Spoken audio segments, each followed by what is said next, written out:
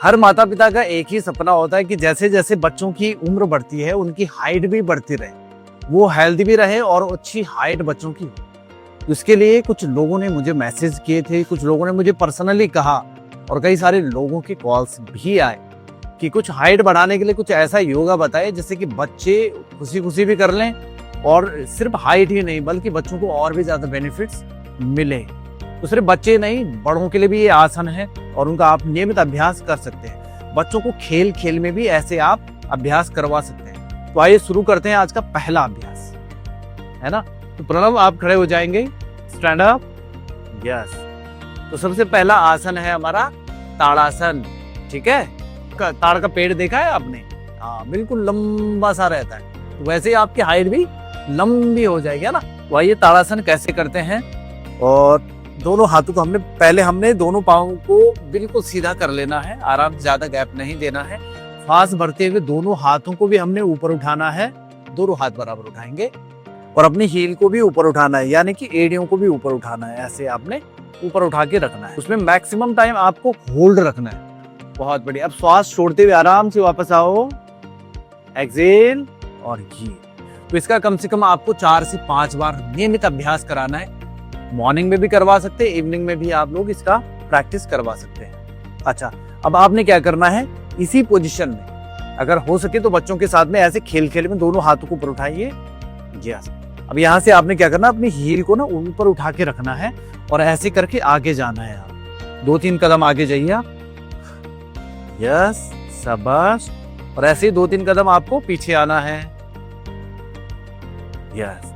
तो आप ज्यादा से ज्यादा 10 कदम, 15 कदम, 20 कदम ऐसे ऐसे करके आप इस एक्सरसाइज को बढ़ा सकते हैं। ये ताड़ासन में हमको चलने का प्रैक्टिस करना है। तो ये दूसरा ताड़ासन का दूसरा प्रकार ये भी है, आप बच्चों को इसी प्रकार से आप करवा सकते हैं। अब करेंगे हम त्रियक ताड़ासन, ठीक है।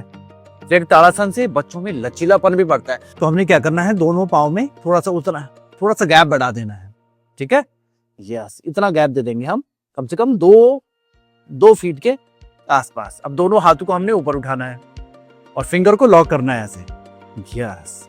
फिंगर लॉक करने के बाद में आपने क्या करना है, इनहेल करो, श्वास भरनी है और श्वास छोड़ते हुए हमने आराम से साइड की तरफ में बैंड हो जाना है। एक्सेल करते हुए बैंड हो जाइए, गुड। हाँ, नी को बिल्कुल स्ट्रेट रखना है, ओके। जितना मुड़ा जाए उतना मुड़ना है। फिर वापस आइए, इनहेल, यस, और एक्सेल करते हुए फिर दूसरी तरफ में।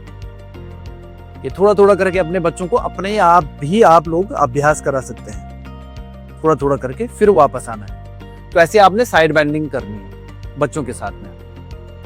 बच्चों को स्टार्टिंग में आप स्वयं करवाएं, उसके बाद धीरे धीरे बच्चे जब अपना बैलेंस बनाने लग जाए उसके बाद बच्चे अपने आप ही स्टार्ट कर लेंगे। अब जो हमारा तीसरा और चौथा अभ्यास है वो है फॉरवर्ड बेंडिंग, यानी कि पाद हस्तासन।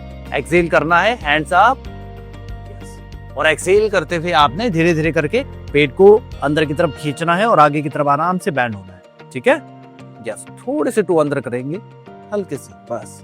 ये पाँव की पोजीशन को भी ध्यान आपने रखना है।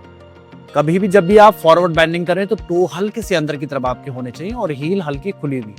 और जब भी आप बैक बेंडिंग करेंगे, यानी कि हस्तोत्थानासन या फिर अर्ध चक्रासन, तो हमने क्या करना है, पहले स्टार्टिंग में बच्चों के बैक पे हाथ रखें और धीरे धीरे करके उनको प्रैक्टिस करवाएं। इनहेल कीजिए और आराम से पीछे की तरफ बैंड हो जाइए, थोड़ा थोड़ा।